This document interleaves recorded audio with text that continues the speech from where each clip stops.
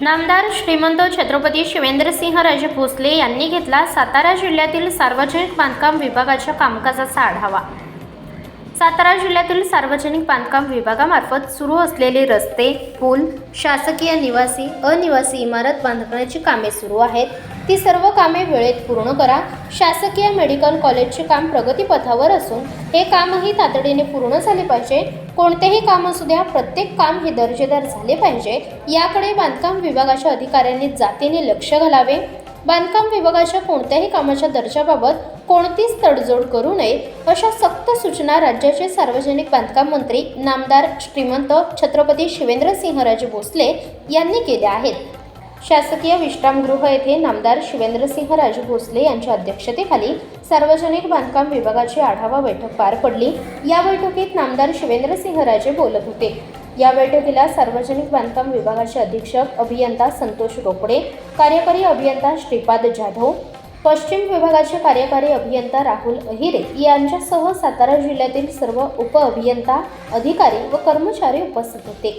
बैठकीत बांधकाम विभागामार्फत जिल्ह्यात सुरू असलेल्या विविध रस्ते, सर्व प्रकारचे पूल बांधणे, पथदिवे बसवणे, हॅम, नाबार्ड व इतर योजनांमधून सुरू असलेल्या कामांचा सविस्तर आढावा नामदार शिवेंद्रसिंहराजेंनी घेतला।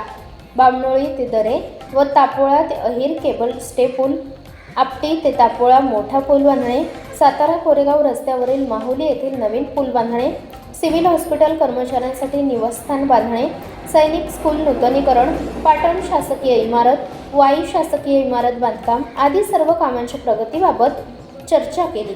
प्रस्तावित कामे मंजूर करून घ्या आणि मंजूर असलेली कामे सुरू करा, तसेच सर्व कामे वेळेत पूर्ण करण्याची सूचना नामदार शिवेंद्रसिंहराजेंनी केल्या। मेडिकल कॉलेजचे काम प्रगतीपथावर असून येत्या काही महिन्यात संपूर्ण काम पूर्ण होणार असल्याची माहिती अधिकाऱ्यांनी दिली। याबाबत नामदार शिवेंद्रसिंहराजेंनी समाधान व्यक्त केले। राज्यात समाविष्ट असलेल्या सर्व राष्ट्रीय महामार्गावर महिलांसाठी स्वतंत्र स्वच्छतागृह बांधण्याचा प्रस्ताव विचाराधीन आहे। स्वच्छतागृह बांधल्यानंतर त्याची स्वच्छता व देखभाल झाली पाहिजे, याबाबत आराखडा तयार करण्याच्या सूचना नामदार शिवेंद्रसिंहराजेंनी अधिकाऱ्यांना केल्या।